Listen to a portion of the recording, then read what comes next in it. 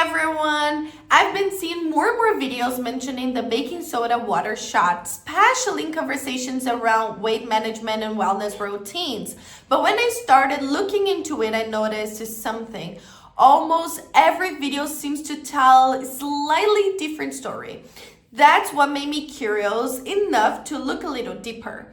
When you search for the baking soda water shot, you will find short clips, different versions of the so-called hack, and plenty of people talking about what they've heard.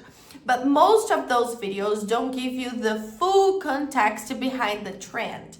And that's important because something becoming popular online doesn't automatically mean every version you see is accurate, okay? Eventually, I came across a much more complete presentation that explains the idea people are referring to when they mention the baking soda water shot.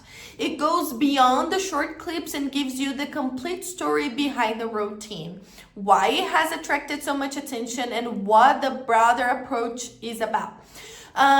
Intentionally not going to give you a recipe or instructions here because I'd rather not take pieces of the presentation out of context.